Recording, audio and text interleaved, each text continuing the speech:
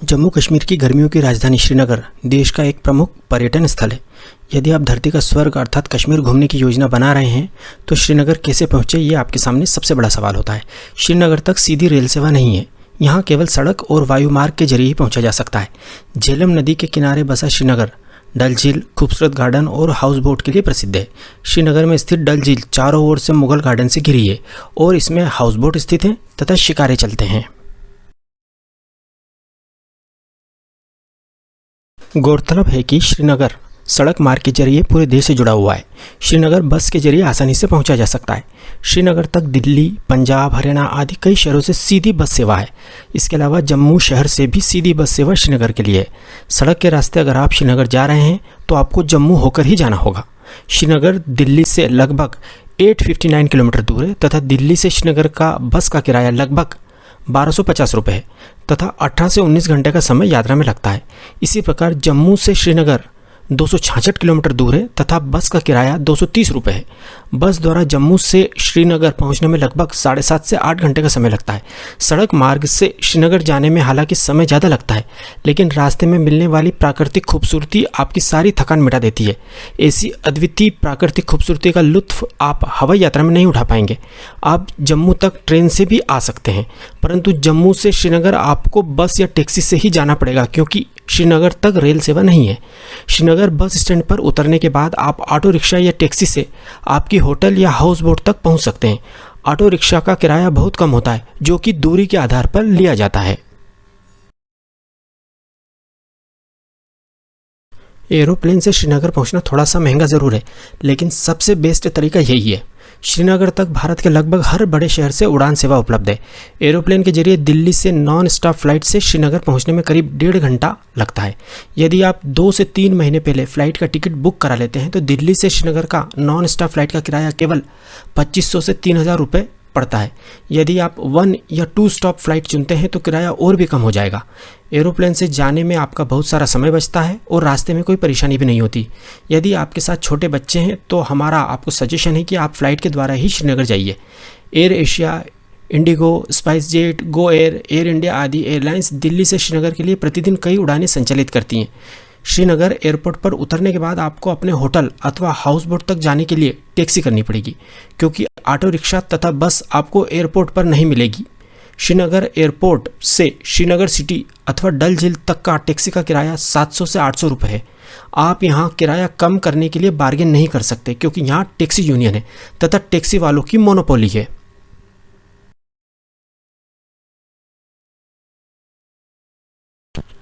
शायद ही कोई ऐसा पर्यटक होगा जो श्रीनगर की डल झील के हाउस बोट में कुछ समय न बिताना चाहे। आप हाउस बोट को एक दिन के लिए ऑनलाइन बुक कर सकते हैं अथवा श्रीनगर पहुंचने के बाद आप डल झील पर जाकर सीधे हाउस बोट बुक कर सकते हैं। हाउस बोट का एक दिन का किराया 700 रुपये से लेकर 2000 रुपये तक होता है। कुछ लग्जरी हाउस बोट का एक दिन का किराया 5000 रुपये तक भी होता है। आप अपने बजट के अनुसार हाउस बोट चुन सकते हैं। यदि आप ऑनलाइन हाउस बोट बुक करते हैं तो आपको किराया बहुत कम पड़ेगा क्योंकि ऑनलाइन साइट्स बहुत भारी डिस्काउंट देती हैं। आप श्रीनगर में पहले दिन होटल की बजाय हाउस बोट ही बुक करें। हाउस बोट पर आपको ब्रेकफास्ट, लंच तथा डिनर की भी सुविधा मिलेगी, परंतु आप हाउस बोट पर केवल ब्रेकफास्ट का ही पैकेज लें क्योंकि हाउस बोट का खाना ज़्यादा अच्छा तथा हाइजीनिक नहीं होता है।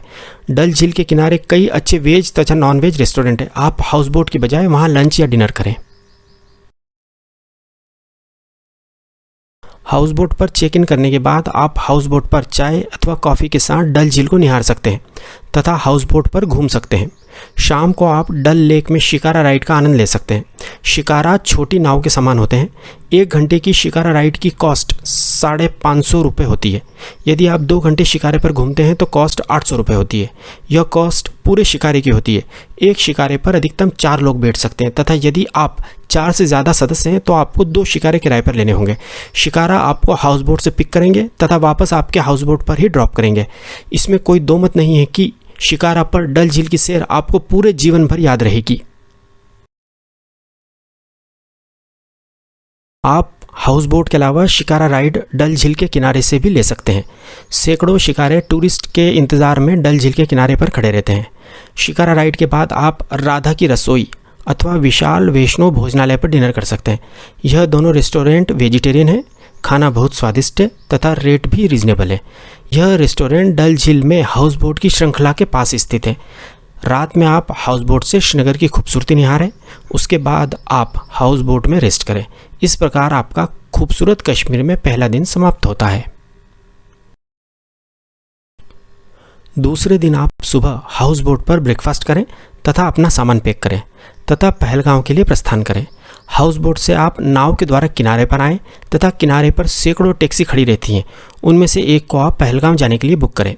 श्रीनगर से पहलगांव की दूरी लगभग 152 किलोमीटर है तथा टैक्सी का किराया 2500 रुपये है। टैक्सी वाला आपको रास्ते में कई खूबसूरत साइट्स जैसे कि अवंतीपुर रुइंस दिखाता हुआ ले जाएगा। अवंतीपुर रुइंस 1100 साल पुराना राजा अवंती वर्मन द्वारा निर्मित भगवान विष्णु का मंदिर है। हालांकि यह मंदिर टूट फूट गया है, परंतु फिर भी देखने लायक है। पहलगांव पहुंचने में आपको 5 घंटे का समय लगेगा, इसलिए आप रास्ते में किसी अच्छे ढाबे पर लंच कर लें। आपकी टैक्सी का ड्राइवर आपको इस मामले में गाइड कर देगा।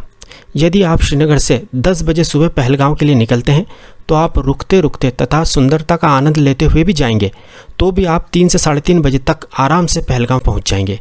यदि आपने पहले से होटल बुक कर रखा है तो आप वहां जाएं। यदि आपने ऑनलाइन होटल बुक नहीं किया है तो टैक्सी वाले की मदद से अपने बजट के हिसाब से 800 रुपये से 2000 रुपये पर डे का होटल बुक कर सकते हैं। इसके बाद आप पेमेंट देकर टैक्सी वाले को छोड़ दें तथा होटल में चेक इन करें। शाम की चाय या कॉफ़ी आप होटल के बाहर लान में बर्फीले पहाड़ों को देखते हुए पिए। यदि आपका मन करे तो आप होटल से बाहर वैली में टहलाएं। इसके बाद रात का खाना आप होटल में ही खाएं तथा रात में आराम करें। इस प्रकार आपका मैजेस्टिक कश्मीर में दूसरा दिन समाप्त होता है। तीसरे दिन सुबह पहलगांव में अपने होटल में ब्रेकफास्ट करने के बाद आप होटल से ही चंदनवारी, बेतवा वैली तथा अरू वैली के लिए टैक्सी बुक कर सकते हैं। इन तीनों स्पॉट्स को घुमाने का टैक्सी का किराया 1500 रुपये से 1800 रुपये के बीच है। पहलगांव से चंदनवारी केवल 15 किलोमीटर दूर है। चंदनवारी एक बहुत ही खूबसूरत स्पॉट है जहां से ऊंचे पहाड़, झूमते पेड़ और रंग बिरंगे फूल दिखते हैं। यदि आप यहां अप्रैल से अक्टूबर के महीने में आते हैं तो आपको वास्तव में लगेगा कि आप जन्नत में आ गए हैं। आप यहीं स्थित किसी ढाबे पर लंच करें। इसके बाद आप बेताब वैली जाएं। 1983 में एक बॉलीवुड रोमांटिक फिल्म आई थी जिसमें सनी देओल और अमृता सिंह एक साथ नजर आए थे। उस फिल्म की शूटिंग इसी घाटी में हुई थी। इस फिल्म के नाम पर ही इस घाटी का नाम बेताब वैली रखा गया है। नर्म घास के मैदान और हसीन पहाड़ियों से घिरी यह घाटी पहलगांव और चंदनवाड़ी के बीच स्थित है, जहां से एक मार्ग अमरनाथ मंदिर को भी जाता है। यह एक खूबसूरत और बेहद आकर्षक घाटी है जो हरे भरे घास के मैदान और बर्फीली चोटियों से घिरी हुई है। चंदनवाड़ी से लौटते समय आप बेताब वैली में घूमें।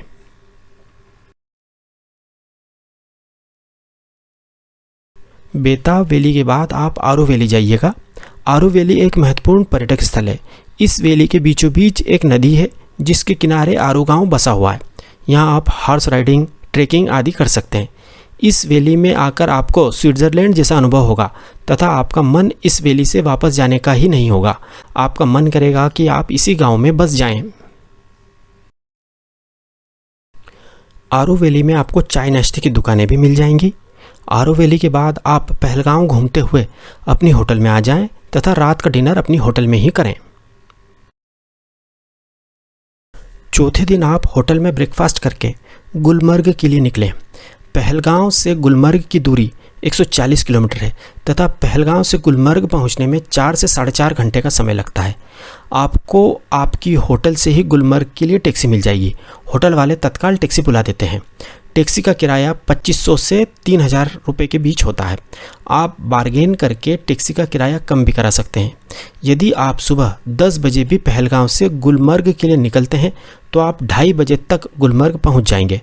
आप चाहें तो रास्ते में लंच भी कर सकते हैं या आप गुलमर्ग पहुंचकर अपनी होटल में लंच कर सकते हैं। यदि आपने गुलमर्ग के लिए ऑनलाइन होटल बुक की है तो वह आपको बहुत सस्ती पड़ेगी।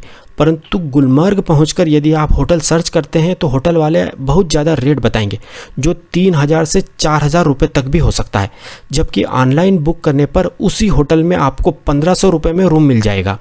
पूरे कश्मीर में सबसे ज़्यादा महंगे होटल गुलमर्ग में ही हैं, इसलिए यहाँ के होटल ऑनलाइन ही बुक करें, अन्यथा ये होटल वाले आपको लूट लेंगे।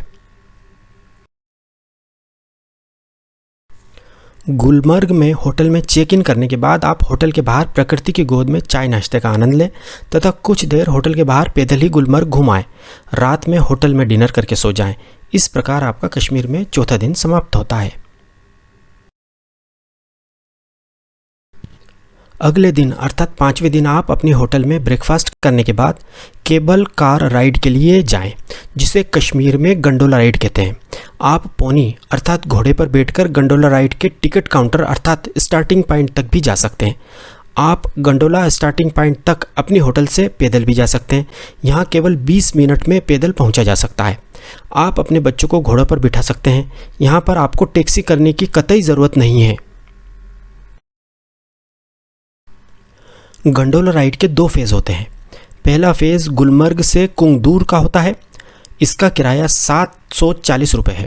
सेकेंड फेज़ कुंगदूर से अपर वाथ तक का होता है, इसका किराया 950 रुपये होता है।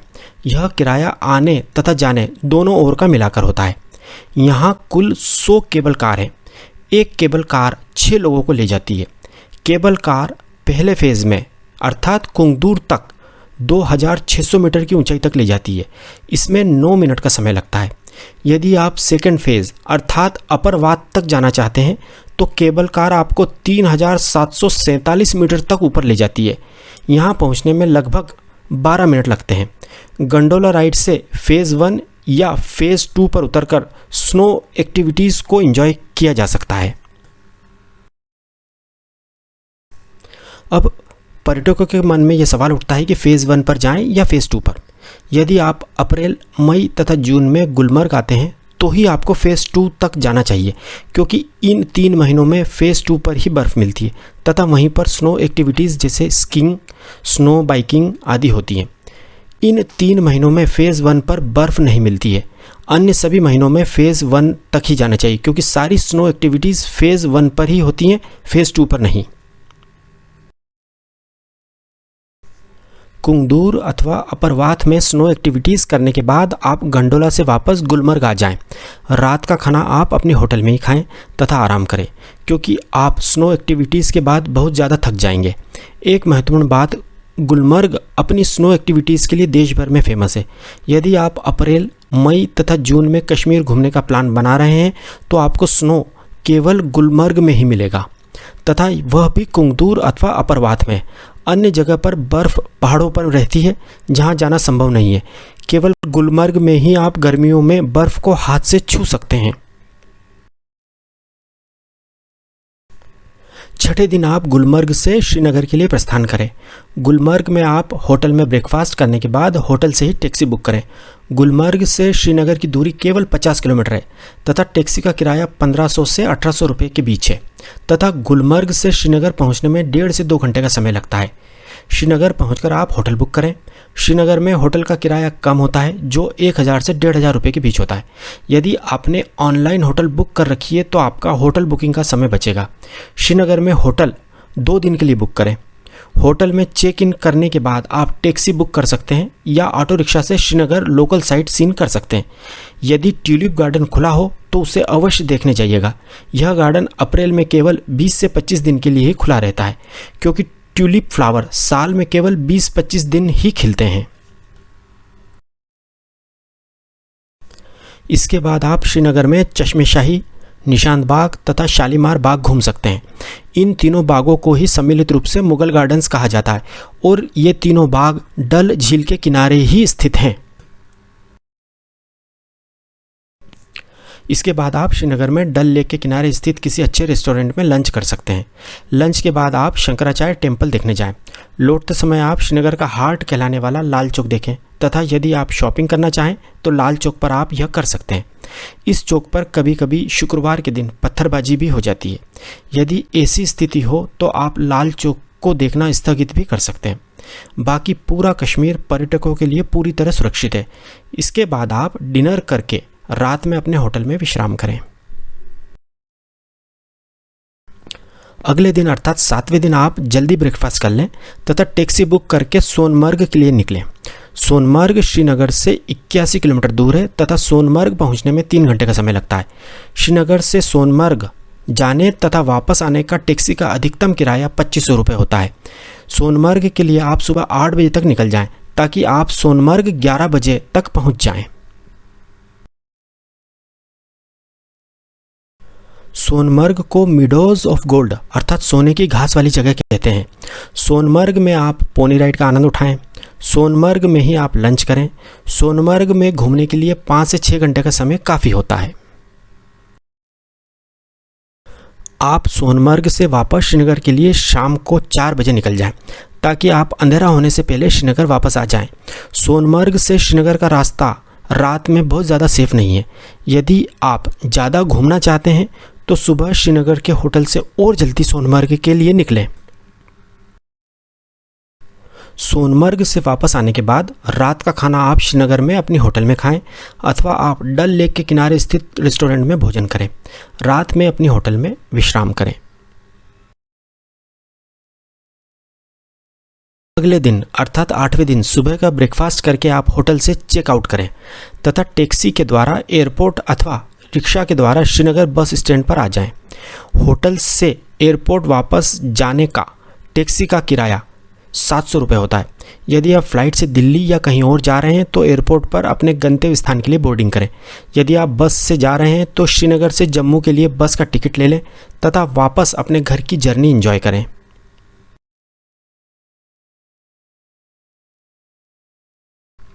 अब हम 8 दिन की इस कश्मीर यात्रा के कुल खर्च पर बात करते हैं। 4 लोगों का दिल्ली से श्रीनगर तथा रिटर्न श्रीनगर से दिल्ली का फ्लाइट का किराया 20,000 रुपये।